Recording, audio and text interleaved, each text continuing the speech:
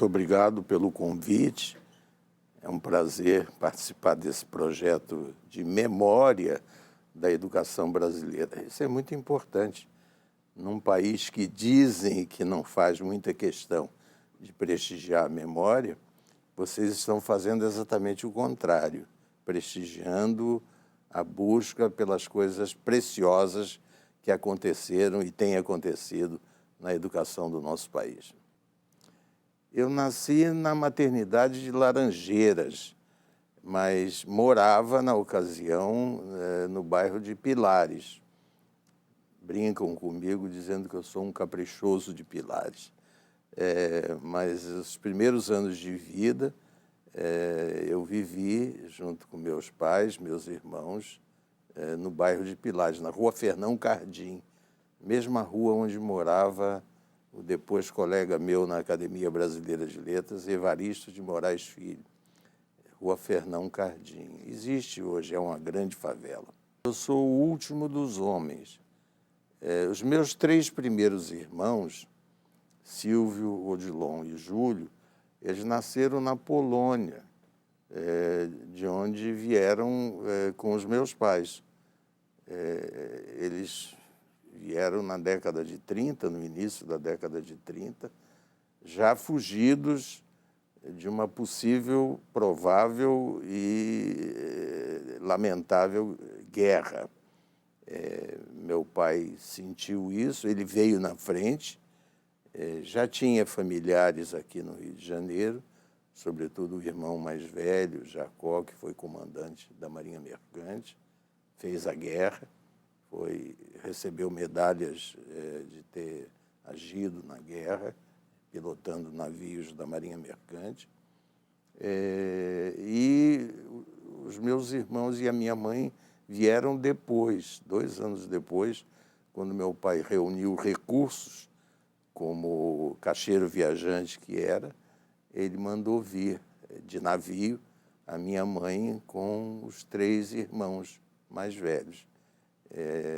Depois eles se naturalizaram brasileiros e foram brasileiros a vida toda. A primeira escola que eu frequentei foi o Instituto de Educação. De Pilares, nós fomos morar no Riachuelo. Depois do Riachuelo, nós fomos para a Rua Senador Furtado, que fica na Tijuca, bem em frente ao Instituto de Educação. Então, um dia, o meu irmão mais velho, Silvio, professor também, ele foi ao Instituto de Educação e conseguiu uma vaga para mim e para minha irmã no jardim de infância do Instituto. Aí veja só a coincidência. Eu passei a frequentar as aulas do Instituto. Minha professora era a dona Paulina. Eu adorava, porque ela, depois da comida, colocava música para que a gente ouvisse e pudesse descansar em paz, né? E veja você, essa dona Paulina veio a ser a minha sogra, primeira e única. Era professora, foi a minha primeira professora e uma pessoa que eu amei intensamente, além da minha mãe. Dona Paulina deixou uma lembrança muito carinhosa no meu espírito. Depois nós saímos para outras aventuras do meu pai, em termos de moradia, mas esses 2 anos da Rua Senador Furtado, eu frequentei as aulas do Instituto de Educação. Portanto, o Instituto de Educação, por quem eu tenho um carinho enorme, foi a minha primeira escola. E a dona Paulina foi a minha primeira professora. Meu pai foi procurar melhorar de vida em São Paulo. Dos 8 aos 10 anos de idade, eu morei na Avenida Brigadeiro Luiz Antônio, 3196. Eu guardei o número para sempre. E lá estudei no Grupo Escolar Rodrigues Alves. As professoras eram a dona Irma e a dona Rosa. Dessa dona Rosa eu tenho uma lembrança inesquecível, porque eu era um pouco irrequieto, aliás, até hoje. E ela, em vez de chamar a minha atenção por uma indisciplina que eu não lembro qual foi, ela me deu um tapa no rosto e ficou a marca dos dedos dela na minha pele muito clara. Eu cheguei em casa, e andando para casa, chorando e com aquela marca no rosto. O meu irmão Silvio ficou indignado. Como é que se faz uma coisa dessas com uma criança de 8, 9 anos? Amanhã eu vou lá tomar satisfações. E não deu outra. No dia seguinte ele foi à escola, se apresentou à Dona Rosa e disse: a senhora agrediu os postulados da pedagogia moderna. Aí a Dona Rosa disse: pedagogia moderna, bela expressão, vou passar a chamar o seu irmão de pedagogia moderna, porque ele é bagunceiro, ele fez uma bagunça enorme na minha aula, e não tem razão do senhor estar reclamando e tal. Afinal, o que rendeu disso tudo é que eu passei a ser, para o resto do curso, o popular pedagogia moderna. Eu não sei se na minha vida isso acabou influenciando, porque eu me dediquei depois à pedagogia, defendo a pedagogia moderna e acho que o apelido teve uma influência na minha vida. Eu acho que tem a ver essa escolha acadêmica, como você diz, tem a ver com o meu irmão mais velho, Silvio. Ele era muito parecido comigo, tinha gostos parecidos, e eu acho que eu segui um pouco a trilha do que ele fazia. Ele, lamentavelmente para nós, quando nós voltamos para o Rio de Janeiro, ele ficou em São Paulo, porque ele tinha feito vestibular para o Mackenzie, de engenharia, e naquela época aqui no Rio só tinha engenharia na Nacional. E arranjar transferência para a Nacional de Engenharia não era para o nosso bico, nós não tínhamos prestígio para isso. Então ele ficou em São Paulo com a alegação de que quando terminasse o curso voltaria para o Rio. Não voltou nunca mais. Ele fez ambiente, conhecimentos preciosos em São Paulo e ficou por lá, e a gente se via muito de vez em quando, para tristeza minha, porque eu amava muito esse meu irmão, Silvio. Aos 10 anos voltei ao Rio, e aí é o meu encontro com outra coisa que eu amei intensamente, que foi o bairro da Tijuca. Eu fui para Tijuca, para a Rua Doc Lobo, 290, em frente à Rua do Bispo. E lá morei 6 anos, por aí.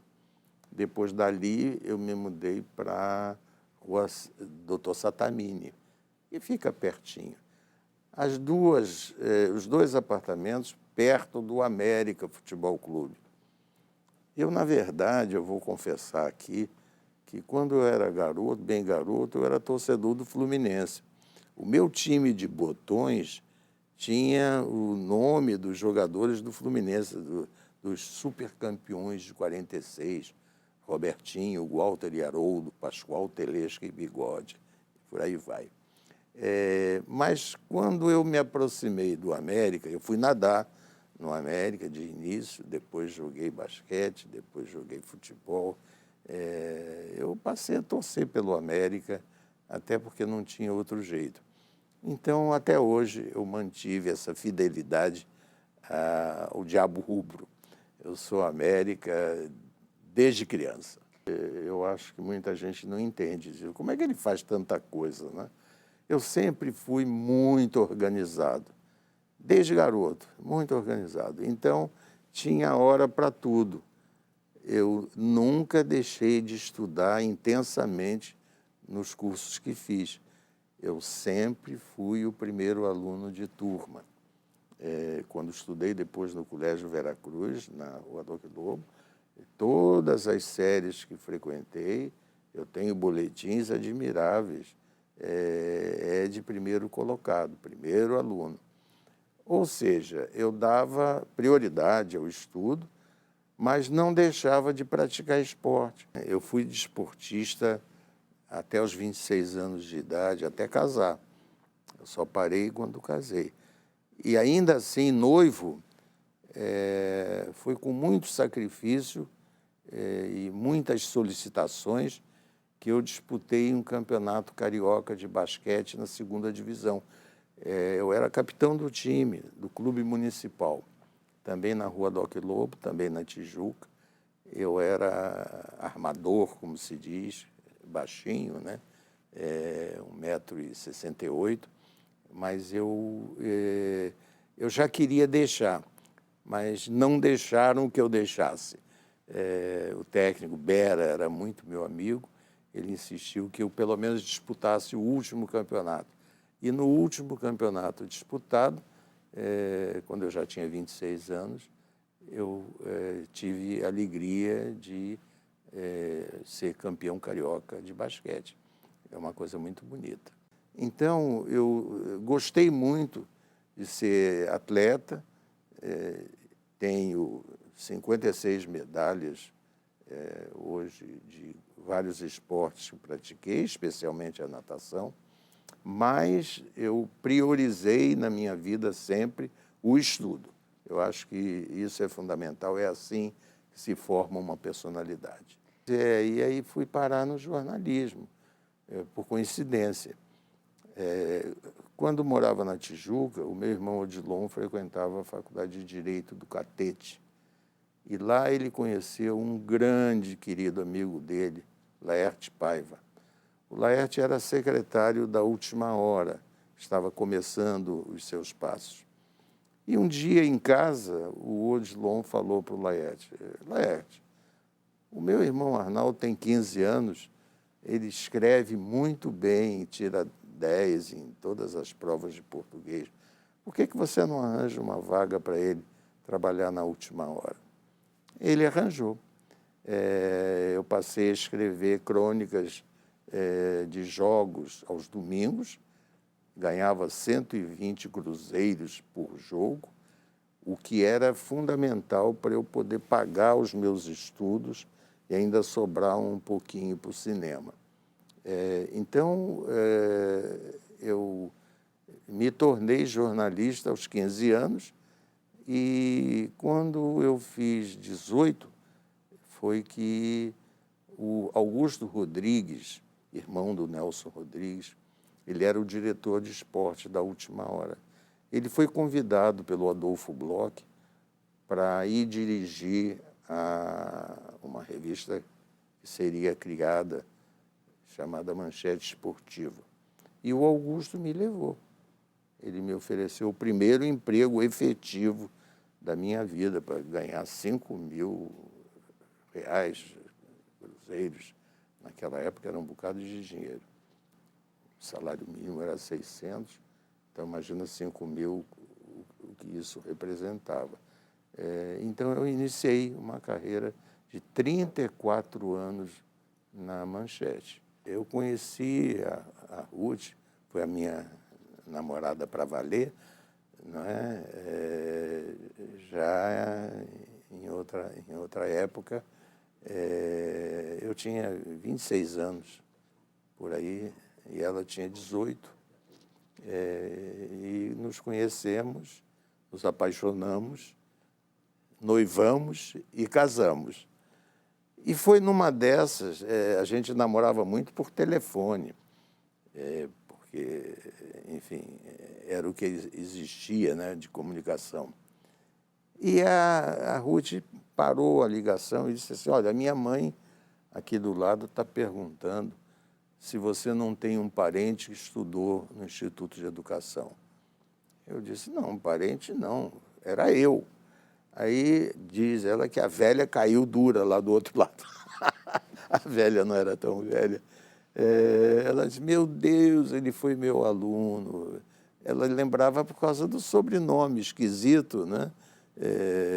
De origem judaica, ela também era. Então, assim, ela descobriu que tinha sido minha primeira professora e acho que isso ajudou a embalar a paixão pela filha dela, com quem eu casei. aos 26 anos, e de quem eu tenho 3 filhos admiráveis, o Celso, a Andréia e a Sandra. Os filhos têm uma boa influência e uma boa resposta também. Eles são muito bem formados, todos os três. Todos os três têm nível superior. O Celso se formou em engenharia de sistemas, com aperfeiçoamento na Inglaterra e no Estado de Israel. Ele estudou inteligência artificial no Estado de Israel. Há muitos anos atrás, isso era um pioneirismo. A Andréia estudou psicologia também, depois de ter feito vestibular para engenharia, não gostou, passou e não gostou. Aí foi para fazer psicologia. E a Sandra é psicanalista, com doutorado na UFRJ, muito bem sucedido. Ela hoje lançou agora o 5º livro. Ela é uma belíssima poeta e escreve muito bem, fala muito bem. Ela está fazendo uma série de treinamentos no CIEE, o Centro de Integração Empresa-Escola de São Paulo. Faz o maior sucesso. As aulas que ela dá são extraordinárias. Eu fico orgulhoso, porque, enfim, é professora também, né? O meu contato com os livros começou por revistas. Os meus irmãos que já trabalhavam, eles eram bem mais velhos do que eu, cerca de 10 anos em média.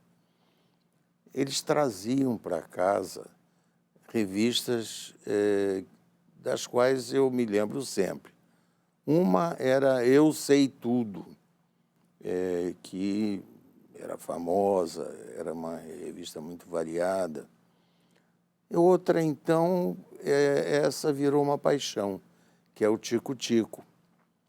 Meu irmão Silvio era fã do Tico Tico e comprava toda semana a revista para mim.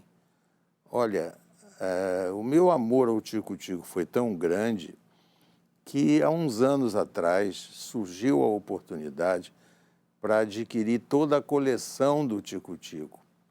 Eu sou o único brasileiro que tenho 1.500 exemplares do Tico Tico. Nem a Biblioteca Nacional, que guarda a memória brasileira, tem 700. Eu tenho mais do que o dobro do que a Biblioteca Nacional. Coloquei esses 1.500 exemplares e ilustrações respectivas à disposição do Centro de Memória da Academia Brasileira de Letras, porque eu acho que assim a utilização será mais ampla e mais devida também. Então, a minha paixão pela leitura, ela vem desse convívio com autores e histórias do Tico Tico. Depois, Monteiro Lobato. Esse é hors concours. Também eu recebia dos meus irmãos todos os livros, todas as Reinações de Narizinho, O Poço do Visconde, a Aritmética da Emília. Tudo isso chegava às minhas mãos pelos meus irmãos mais velhos. E eu lia com sofreguidão. Eu virei um apaixonado pela obra de Monteiro Lobato, tanto que, quando eu dirigia o setor de livros de Bloco Educação, eu fiz uma coleção chamada Matemática da Emília, que vendeu mais de 3 milhões de exemplares, porque era uma coisa extraordinária, juntar os conceitos da matemática, a ciência do raciocínio, àquelas peripécias de que só a boneca de pano era capaz de bolar, né? Então, foi um sucesso muito grande. Na verdade, repetiu um sucesso anterior que eu tinha tido com a minha colega Beatriz Helena Magno, infelizmente falecida, nós fizemos a coleção A Matemática, A Nova Matemática, foi o nome da coleção, A Nova Matemática. Vendemos 10 milhões de exemplares. Pouca gente na academia tem tantos livros vendidos, embora se diga, são livros didáticos. E aí, não são livros? São livros didáticos. Mais de 10 milhões da Nova Matemática. Uma coisa linda. É preciso colocar o Monteiro Lobato na época que ele escreveu, na década de 20. Então, falar da tia Anastácia de uma maneira aparentemente desrespeitosa, jocosa ou discriminatória, era uma coisa que se admitia na época. Então, eu acho que condenar a obra de Monteiro Lobato por esse falso argumento não tem nenhum cabimento. Mas hoje está havendo uma releitura mais correta ainda, através de autores como Valci Carrasco. Valci Carrasco é um dos grandes nomes da cultura brasileira. Ele faz televisão, a Dona do Pedaço aí faz um sucesso enorme, é obra da cabeça dele, da inteligência dele, do mérito dele.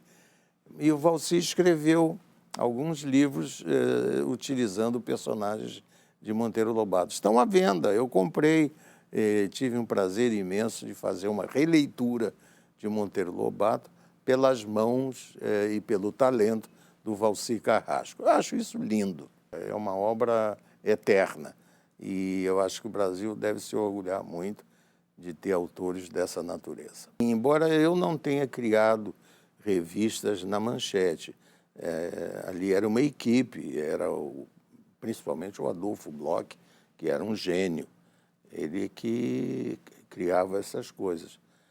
Eu me lembrei de um filme que eu vi outro dia sobre a Hebe Camargo. Hebe era minha amiga e ela me convidou para ir ao programa dela para o lançamento da revista Pais e Filhos. Isso tem mais de 30 anos. No lançamento dessa revista, que tinha um modelo de uma revista alemã, a Manchete me mandou ir lá representar a casa junto a Hebe Camargo. Eu sentei naquele famoso sofá da Hebe para contar a experiência que estava nascendo de uma revista chamada Pais e Filhos. Então, outras mais, o Grupo Bloch lançou a revista Fatos e Fotos, da qual eu também fui chefe de reportagem, lançou a revista Joia para mulheres, depois transformada na revista Desfile, e assim, revista infantil, Bloquinho, e aí eu era o diretor. Naquela época fazia muito sucesso a revista Recreio, da editora Abril, Ruth Rocha, Ana Maria Machado, eram grandes autoras do Recreio. E eu fiz a revista Bloquinho, acompanhou um pouco a trajetória dessas outras revistas do gênero, mas a Manchete foi um império, a empresa Bloch era um império. Depois entrou em rádio, fui eu que cuidei de todo o projeto de rádio da Manchete, colocamos no ar 7 emissoras de rádio, Rádio Manchete. Isso sim, saiu das minhas mãos. Eu é que era o responsável. Depois veio a televisão. Foi o começo do fim, porque em 1983 nasceu a TV Manchete, e aí alguém disse ao Adolfo Bloch: não se meta com novela de televisão, porque isso é caríssimo e isso vai levar a sua empresa ao fracasso. E não deu outra. Fez algumas novelas muito bem-sucedidas, como foi o Pantanal, mas fez outras que deram um prejuízo financeiro monstruoso. E aí foi isso e mais uma compra equivocada de 18 filmes americanos, cada um mais caro do que o outro, Isso acabou com o dinheiro que a Manchete tinha acumulado através das suas atividades de editora de revistas e também com a gráfica. Era a gráfica talvez mais importante do Brasil. Não deu. Aí eu escrevi um livro que eu achei que era importante. Eu esperei um pouquinho, depois eu achei que devia fazer. Um livro chamado Memórias de um Sobrevivente. Eu me considerei um sobrevivente daquele sucesso todo, daquele império que tinha sido criado. E aí botei no papel as minhas memórias, porque achei que devia deixar isso registrado. Eu saí da Manchete antes da debacle. Eu senti que as coisas não iam bem, eu também não estava me sentindo confortável. Recebi uma proposta para trabalhar em São Paulo, no marketing da ABRAP, a entidade brasileira dos fundos de pensão. Aí fui, e fui muito bem sucedido, graças a Deus. Eu tenho que contar uma particularidade. Eu estava estudando matemática. O meu primeiro curso superior foi o de matemática na Faculdade de Filosofia, Ciências e Letras da então Universidade do Distrito Federal, que depois virou o UERJ, né? É hoje a nossa UERJ. Eu fiz o curso, completei o curso, mas eu fui chamado um dia ao gabinete do diretor da Faculdade de Educação, professor Francisco Alcântara Gomes Filho, pai do Paulo Alcântara, que todos conhecem muito bem. E ele disse, olha, você quer fazer carreira universitária? Claro. Então, a matemática, os catedráticos são novos, eles não vão abrir vaga com brevidade. É melhor você cair no campo da educação, onde os catedráticos estão aposentando. E lá você tem maiores oportunidades. Então, eu me matriculei num segundo vestibular em pedagogia, passei em primeiro lugar, para variar, e fiz, durante 4 anos, o curso de pedagogia na UERJ, da qual eu era professor de geometria analítica. Então, eu dava aula de geometria analítica para os cursos de matemática, física e química e estudava pedagogia para completar o curso. Completei e aí o professor Alcântara me transferiu para a área da educação. Eu dei aula de administração escolar primeiro e depois História e Filosofia da Educação, onde eu fiz uma longa carreira, escrevi muitos livros. Eu tenho mais de 100 livros escritos, a maioria, naturalmente, sobre educação. E estou muito feliz de ter feito essa escolha. Eu acho que foi uma escolha acertada. A pedagogia é um compromisso nosso com a educação. Eu acho que o Brasil já teve melhores momentos na pedagogia, sobretudo quando valorizou a figura do professor. O professor tinha respeito da sociedade, o professor recebia uma remuneração mais compatível com as suas necessidades. Então, isso foi melhor para o Brasil. A partir do momento em que essas coisas foram se deteriorando, nós fomos piorando também de um modo geral. Hoje é uma tragédia. Você quer um dado importante? No último vestibular, só 2,7% dos alunos que fizeram o vestibular preferiram a carreira do magistério. Então, você vê, de 100% de alunos, 2,7% fizeram opção pelo magistério. Isso é a prova de que alguma coisa está errada e muito errada. Nós temos, se queremos mudar o panorama da educação brasileira, que cuidar adequadamente da formação dos professores e remunerar de maneira compatível essa categoria tão sofrida. Esse é o meu ponto de vista. É muito gostoso sentar e escrever o editorial do Jornal de Letras, depois escrever a coluna de opinião, que tem que ter uma lauda e meia, mais ou menos. Agora mesmo, na opinião, eu homenageei um grande educador paulista, Paulo Natanael Pereira de Souza, que foi meu colega no Conselho Federal de Educação. Ele, mais famoso, foi presidente do Conselho, e ele recebeu o prêmio Troféu Guerreiro da Educação. É dado pelo CIE uma vez por ano. E ele foi o vencedor deste ano. Então, eu conheci a biografia dele, escrevi um artigo bonito sobre ele, fiquei muito feliz por ter escrito e por saber onde publicar. Porque, às vezes, você escreve, mas não sabe se vai sair em algum lugar, né? No meu caso, eu tenho onde saia. Quer dizer, isso é uma garantia.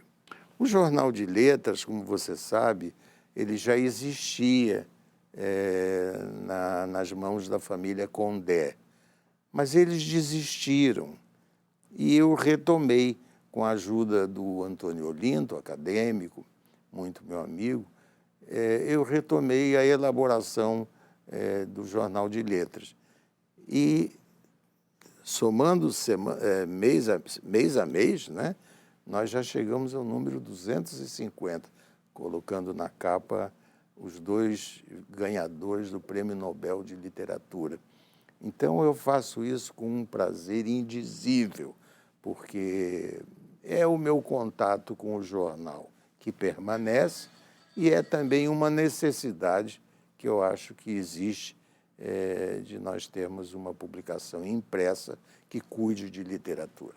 Durante 10 anos eu fiz o debate em manchete, que era aos domingos à noite, às 20h30, nesse horário tinha uma bela audiência. Depois eu saí da manchete, depois de 10 anos, a manchete durou pouco mais do que isso, acho que foi 13 anos por aí. Aí eu trabalhei na Rede Vida, também fiz um programa de entrevistas, Frente a Frente, era o nome. E agora é no canal Futura, que é da Rede Globo. Eu faço, às sextas-feiras, às 20h30, tem o programa Identidade Brasil.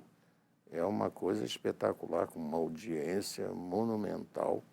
A audiência é qualquer coisa em torno de 21 milhões de pessoas. É bem Globo, né? É bem Globo, mas é isso mesmo que comprovadamente acontece. Eu fico feliz da vida, porque posso estar entrevistando sobre as coisas em que acredito, sobretudo a educação, personalidades que talvez, de outro modo, não tenham onde falar ou não possam falar. Como secretário de Estado de Educação e Cultura, que eu fui durante 4 anos, no governo Chagas Freitas, eu era automaticamente presidente do Conselho Estadual de Educação. Depois eu fui do Conselho Federal de Educação, 4 anos, e depois mais 2 anos no Conselho Nacional de Educação.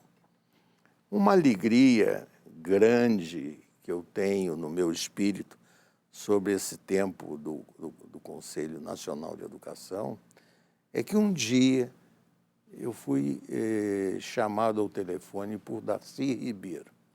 Ele era senador da República. E ele me disse: Arnaldo, eu estou concluindo a nova Lei de Diretrizes e Bases da Educação Nacional, que hoje é a Lei 93/94, de 96. Estou concluindo e eu queria dar alguma coisa sobre ensino à distância. Tem muita gente me falando dessa modalidade, eu não entendo disso, eu queria que você dissesse qual é a opinião do Conselho Nacional de Educação sobre isso e eu vou naturalmente absorver. Então eu mandei para ele os estudos que nós estávamos fazendo em nível de Conselho Nacional de Educação sobre ensino à distância. Pode me acreditar. Os 5 artigos que estão na Lei 93/94 foram sugeridos por mim, Aldaci Ribeiro, que tem o mérito de ter tido a iniciativa. A ideia foi dele, ele que queria fazer alguma coisa em favor da educação à distância. Agora, hoje, o que a educação à distância representa hoje? São mais de 2 milhões de estudantes fazendo essa modalidade. É uma coisa impressionante, um sucesso enorme que tende a se ampliar em progressão geométrica. O crescimento da educação à distância no país é extraordinário. E isso é muito bom, porque eu acho que é uma modalidade que mexe com a modernidade da nossa educação. E isso é bom. Dos cursos mais procurados na modalidade de educação à distância está o magistério. Direito não, medicina não, porque acho até que medicina não é para se estudar à distância. Tem que manobrar com aquelas coisas todas, então não é o caso. Mas há tantos cursos ligados à internet que podem ser oferecidos através dessa modalidade de educação à distância que o céu é o limite. Eu fui secretário de Estado 4 vezes. A primeira vez eu fui secretário de Ciência e Tecnologia da Guanabara. E conversando com o professor Alcântara Gomes, que eu falei há pouco, eu disse a ele: professor, eu vou tomar posse na Secretaria de Ciência e Tecnologia da Guanabara. É a primeira do país. O que eu devo prometer? Ele disse: olha, eu estive em Paris e vi funcionando o planetário de lá, uma coisa espetacular. Você deve prometer um planetário. Aí eu adorava o meu professor, né? Quando eu tomei posse no Palácio Guanabara, eu prometi. Eu disse: farei todos os esforços para dar ao Rio de Janeiro um novo planetário. Porque só tinha um pequenininho na Escola Naval, velhinho já, ultrapassado tecnologicamente falando. Bom, aí um colega meu da Manchete, essa história ninguém quase conhece, um amigo meu, Fulvio Abramo, ele me telefonou de São Paulo e disse: você prometeu um planetário ao Rio de Janeiro? Eu disse: prometi. Por quê? Porque eu tenho uma ideia para você. O Brasil está comprando 4 planetários da Alemanha Oriental. Zeiss Jena, que é o planetário original. Zeiss Jena é uma empresa extraordinária. Eu acho que um devia ir para o Rio de Janeiro, mas não está indo. O ministro, Tasso Dutra, ele está botando desses 4, 2 no Rio Grande do Sul, nenhum para o Rio. Não pode ser.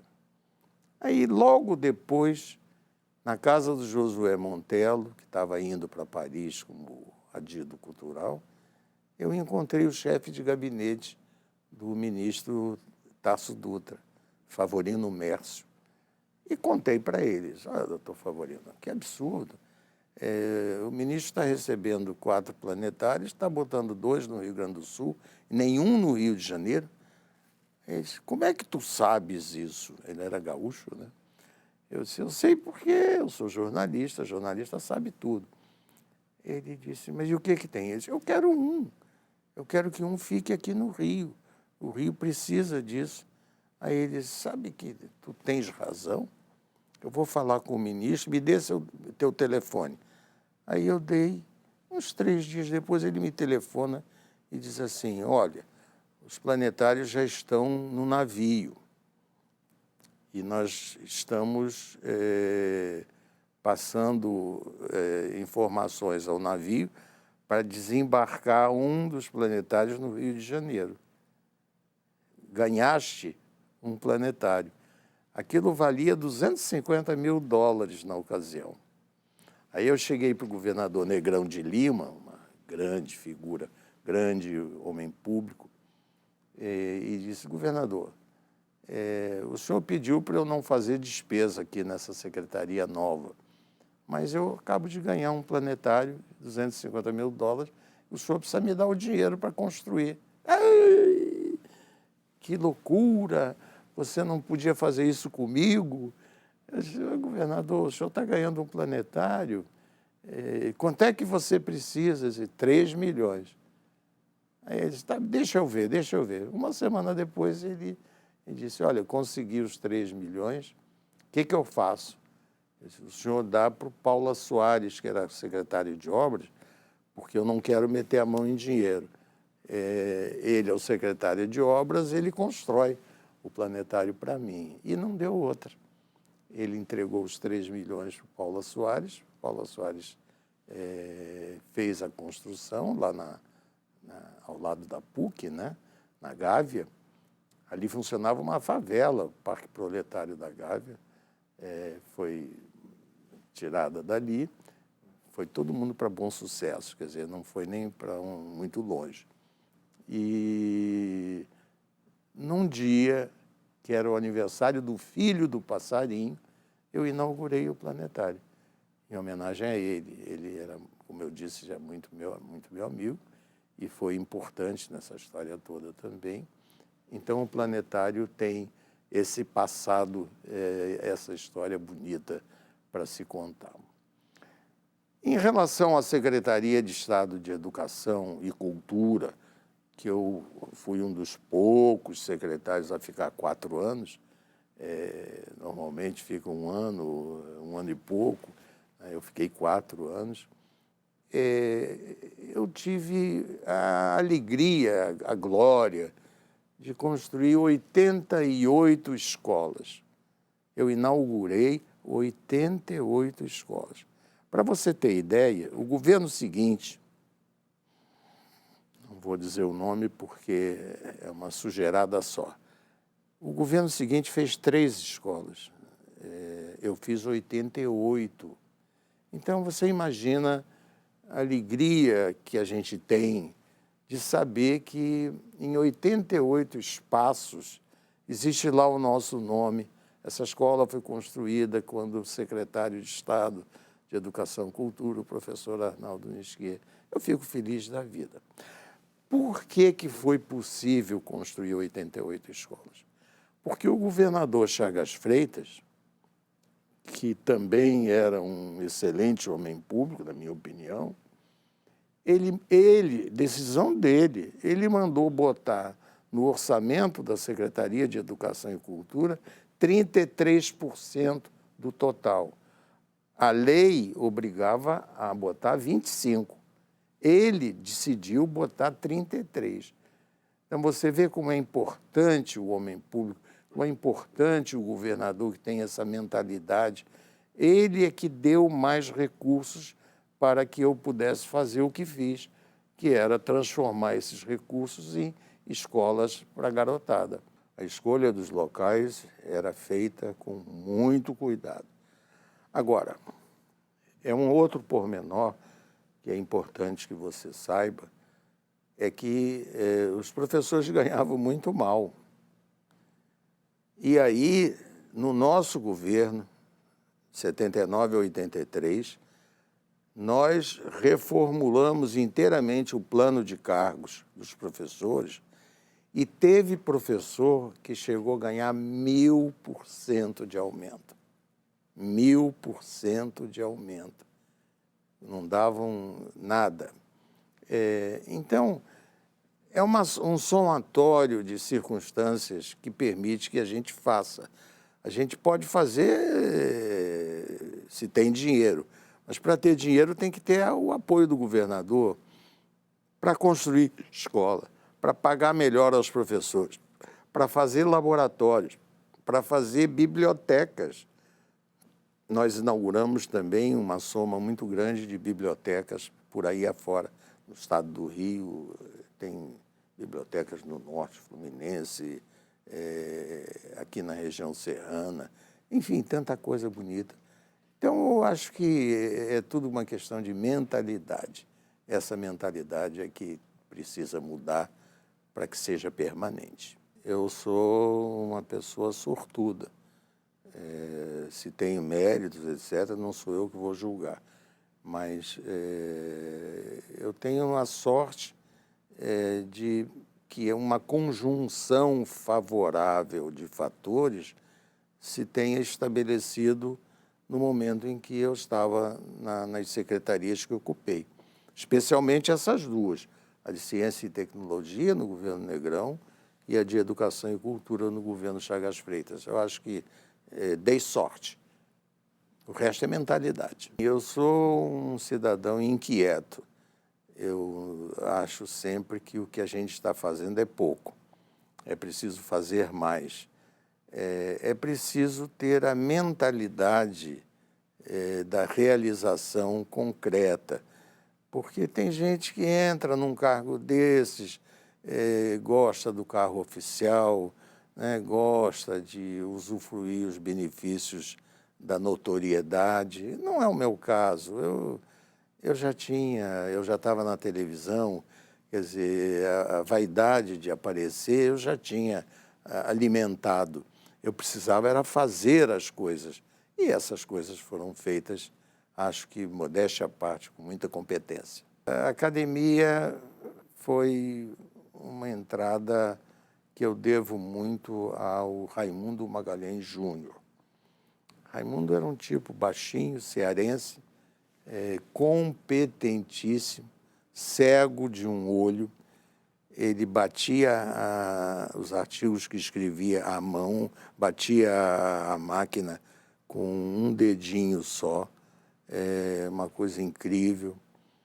Tinha uma memória prodigiosa e era muito meu amigo. Veja você, quando eu operei as amígdalas, antes de casar, o único que ia todo dia me visitar na Rua Doutor Satamini, na Tijuca, era ele. Ele terminava o trabalho na Manchete e ia lá me ver para me contar como tinha sido o dia na Manchete, da qual eu era chefe de reportagem, né? Mas fazia isso por carinho que eu sempre soube apreciar muito.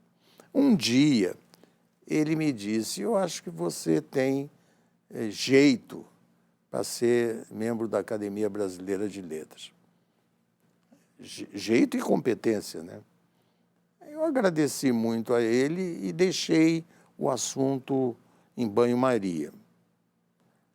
Aí recebo a notícia de que o Raimundo Magalhães Júnior morreu atropelado em frente à Manchete. Ele ia atravessar a Praia do Flamengo, um carro veio e acabou com a vida dele. Eu fiquei tão sentido. Aí achei que uma forma de homenagear a memória dele era concorrer à academia. E fui falar com o Austregésio de Ataíde, que era o presidente todo-poderoso. Aí ele me deu a seguinte resposta: você pensa que isso aqui tem vaga cativa? Só porque morreu um da Manchete vai entrar outro da Manchete? Não é assim, não. Esquece. No momento oportuno, pode ser que a gente converse. Eu saí dali, levei aquele fora, né? Mas tempos depois, o Austregésio de Ataíde me telefonou e disse, olha, eu preciso lhe falar, vem aqui. Eu fui, ele disse, agora é a sua vez. Eu acho que você devia se candidatar. Eu levei aquele susto e me candidatei na vaga do Paulo Carneiro, que era um grande educador brasileiro, que era diretor da Unesco. E se candidatou também o Melchior, Zé Guilherme Melchior. Quer dizer, eu não disputaria sozinho. Então, no primeiro escrutínio, eu tive 16 votos, ele teve 15. Precisava 20 para se eleger. Segundo escrutínio, continua a mesma coisa. Terceiro, quarto, Mudava um a mais para cá, um a mais para lá, ninguém se elegeu na primeira eleição. Foi interessante porque o Melchior tinha preparado uma festa na Barra da Tijuca pela vitória que não teve, né? Aí, outra eleição 4 meses depois. Aí ele botou o governo todo em cima de mim, contra. Governo federal, era ainda a época da Revolução. Aí eu perdi de 23 a 15, mas ainda assim tive 15 votos. Perdi. Então, a primeira tentativa não deu certo. Aí fiquei quieto. Passou um tempo, de novo o Ataíde me liga e diz assim, meu filhote, como ele me chamava, vem aqui que eu quero lhe falar. E manda eu me candidatar a outra vaga do Peregrino Júnior, um médico famoso. Eu disse, não tem perigo de eu perder de novo, meu presidente? Ele disse, não, pode deixar que dessa vez está garantido. E, de fato, eu ganhei a eleição na vaga do Peregrino Júnior. Isso já tem mais de 30 anos. Hoje, eu sou o vice-decano da academia. Como mais antigo, só tem o Sarney. Eu sou o segundo mais antigo. Como o Sarney vem pouco, em geral, as homenagens que têm que ser prestadas pela longevidade na ABL, eu as recebo, porque eu sou o segundo mais antigo. Fui presidente da academia 2 anos, 2 anos gloriosos. Fizemos muita coisa bonita na academia, inauguramos uma segunda biblioteca,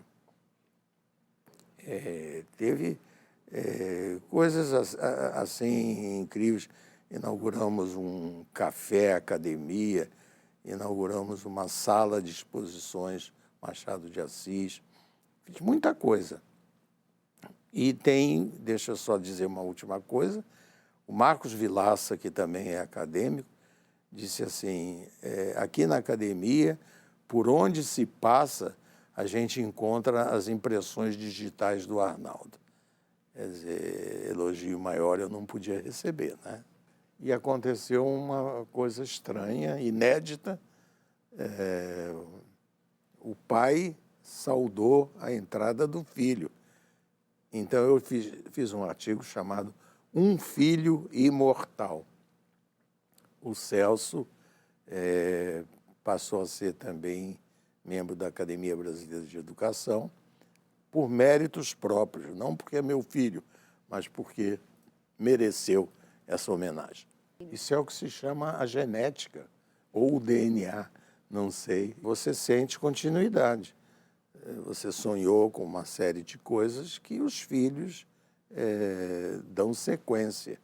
Nada mais gostoso, nada mais prazeroso do que sentir isso na própria família, né? Na Academia Brasileira de Letras, eu trabalho pela educação. Eu nunca deixei de fazê-lo, porque é a minha paixão maior, né, em termos profissionais e tudo. A Academia Brasileira de Educação se reúne de vez em quando. Na ABL, a reunião é toda semana, toda quinta-feira, é uma data e uma hora que são sagradas. Então, eu acho que as duas se completam. Eu não vou dizer que uma seja mais importante do que a outra, porque isso é bobagem. Eu acho só que a Academia Brasileira de Educação é específica e a Academia Brasileira de Letras é mais ampla. Ela absorve os aspectos da literatura, que me lembra o que o presidente Marco Lucchesi pediu outro dia. Um navio da Marinha do Brasil está indo de vez em quando para a África, visitando países como Moçambique, Guiné-Bissau e etc. ele pediu que cada um de nós que tivesse livros disponíveis cedesse para que a Marinha levasse como doação a esses países de fala portuguesa. Você sabe que tem 9 países hoje que falam o português, muitos deles na Ásia. Então, eles se ressentem de material, eles precisam de material. Então, nós somos fornecedores, sempre que possível, de livros e publicações para que, nas bibliotecas mais variadas, dentro e fora do Brasil, se divulgue a língua portuguesa. Isso se faz de maneira sistemática e muito bem feita. Aliás, porque a Marinha, eu fiz o meu serviço militar na Marinha, né? Eu tenho relações muito boas, inclusive com o atual comandante da Marinha, Almirante Ilques Barbosa. A gente sempre conversa sobre isso. O que a academia pode fazer para ajudar esse esforço da Marinha em se relacionar com as pessoas que falam o português e que não vivem dentro do nosso território. Temos feito isso sistematicamente. Na verdade, há um certo embaraço na relação com algumas pessoas de Portugal, não são todas, mas algumas, que não aceitam integralmente o acordo havido em 1990 de unidade ortográfica. É um acordo de unidade ortográfica. Tem gente em Portugal que acha que o Brasil está se achando dono da língua e quer impor regras que eles não aceitam. Não é bem assim. Eu acho que isso é incompreensão, porque nós não nos achamos donos de coisa nenhuma. Apenas, hoje há 250 milhões de pessoas falando português no mundo. Desses 250 milhões, 200 milhões estão no Brasil. Olha que coisa desproporcional. 200 milhões estão no Brasil. Então, Portugal hoje tem menos de 10 milhões de habitantes. E Angola, Moçambique, Guiné-Bissau, etc. e tal, somando isso tudo, não dá 50 milhões. Então, você vê que é uma desproporção enorme. E eu conversei muito sobre isso com o professor Evanildo Bechara, que é o maior especialista brasileiro em língua e literatura também. E sobre isso nós chegamos a um acordo. É preciso implantar esse acordo ortográfico no mundo lusófono, com certeza. É essencial a relação professor-aluno, aluno-professor. Quem não pensa assim está pensando de maneira equivocada. E eu acho que nós vamos melhorar essa relação com a atitude respeitosa dos professores, das autoridades. Essas coisas tendem a melhorar e eu vejo com otimismo o futuro da educação brasileira. Nós temos que superar isso, essa dissensão entre professores e alunos. Outro dia, na Ilha do Governador, um aluno agrediu fisicamente um professor, e isso está se sucedendo em diversas localidades. É um absurdo. Aluno agredindo o professor é como se estivesse agredindo a mãe, o pai. Não pode, não é justificável. Então, nós temos que trabalhar na educação para que haja disciplina nessa relação e as coisas sigam naturalmente. Ela hoje é uma realidade, a inteligência emocional, tanto que nós fizemos um livro que acaba de ser editado e está sendo distribuído no sistema CIEE nacional, no Brasil todo. Então, Veja você, nós não podemos abrir mão dessa disciplina. Tem gente que diz, não, disciplina é uma coisa de autoritarismo e tal. Não, não é isso. A disciplina é necessária para levar as coisas a devidos termos, não é? Então, eu vejo isso como uma necessidade.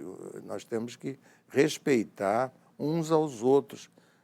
Os alunos devem respeitar os professores, mas os professores precisam também dar guarida a bons sentimentos em relação aos seus alunos. O CIEE, Centro de Integração Empresa e Escola, faz isso, penso eu, com muita competência. O CIEE tem no Brasil todo, mas vamos falar do CIEE do Rio de Janeiro, que eu presido há quase 10 anos. O CIEE hoje, no Rio de Janeiro, tem 30 mil estagiários e 15 mil aprendizes legais. Portanto, é uma população de 45 mil pessoas necessitando da nossa orientação, do nosso carinho também. Nós produzimos livros, seminários que estão sendo feitos em várias localidades, várias regiões do Rio de Janeiro. Tenho ajuda, inclusive, da minha filha, Sandra, em relação a isso, porque ela é muito competente como psicanalista que para dizer da necessidade de se criar essa harmonia. E isso está andando muito bem. Agora tem o analfabetismo funcional. É muito grande o analfabetismo funcional. O analfabetismo puro e simples já está em 14 milhões. Nós temos 14 milhões de analfabetos no Brasil.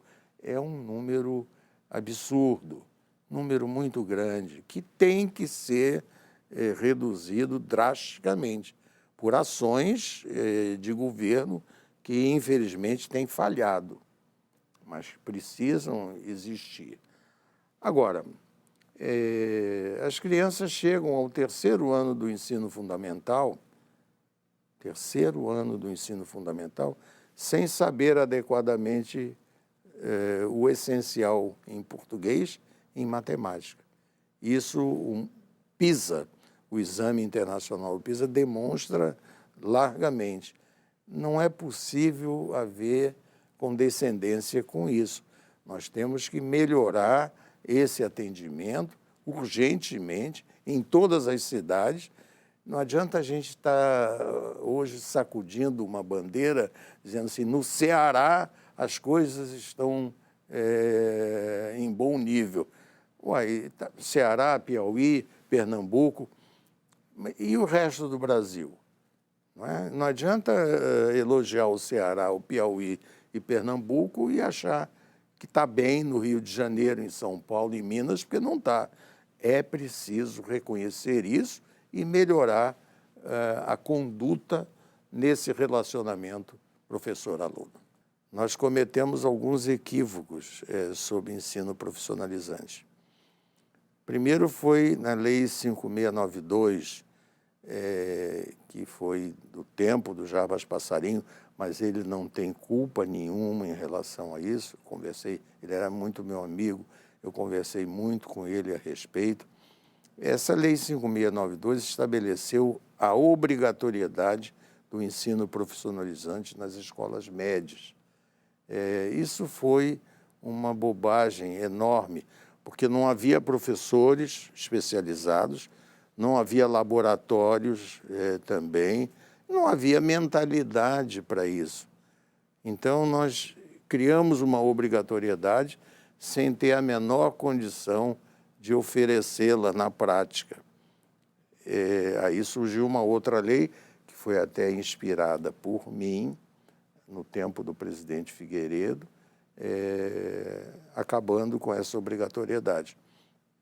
Hoje, nós podemos tranquilamente estudar o que é importante fazer e aproveitar o ensino à distância para fazer isso de uma maneira objetiva.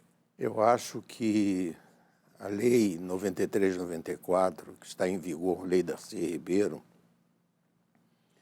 ela está inteiramente superada, porque foram feitas emendas constitucionais, mais de 30, nessa lei. Então, ela está desfigurada, ela não tem organicidade, ela precisa ser completamente reformulada, mas não adianta tapar buraco, corrigir aqui e não corrigir ali. Então, o mais conveniente para o país é que se inicie um processo de formulação de uma nova lei de diretrizes e bases da educação nacional. Aí você vê o pré-escolar, que é fundamental, né? A educação infantil, você vê a educação elementar, o antigo primário, você vê o ensino médio tão desfigurado, tão mal aproveitado, com tanto desinteresse. A garotada é a chamada geração nem, né? Nem estuda, nem trabalha. É ruim isso. E o ensino superior e o ensino pós-superior, que são os mestrados, os doutorados, essas coisas todas. Então, eu acho que o campo está preparado e precisa de uma reforma da LDB ampla, geral e irrestrita. Não adianta pegar um pedacinho aqui e ali, que afeta o resto. Eu acho que o melhor e o mais certo era fazer uma nova lei de diretrizes e bases. Você viu que não entrou em vigor a Base Nacional Curricular. Ela demorou muito no Conselho Nacional de Educação e hoje continua desconhecida. Não foi colocada praticamente a serviço da educação. Eu acho que se houvesse essa reforma da LDB, nós poderíamos incluir, inclusive, esse bloco de uma maneira prioritária. É preciso formar mais adequadamente os mestres e depois, naturalmente, pagar convenientemente, porque também os salários têm sido uma vergonha. Eu sou, conforme eu disse, um otimista nato. Eu acho que nós vamos encontrar pessoas e oportunidades para corrigir essas falhas que foram aqui apontadas. Elas são essenciais para que nós tenhamos dias melhores para o nosso povo, para as nossas crianças, para os nossos educandos. Então, eu acredito sinceramente que isso virá em breve e será para o bem de todos. Nós queremos, como se disse, livros a mãos cheias para o Brasil, que haja livro em toda parte e de acesso fácil. Um prazer grande e espero que tenhamos outras oportunidades para conversar sobre educação.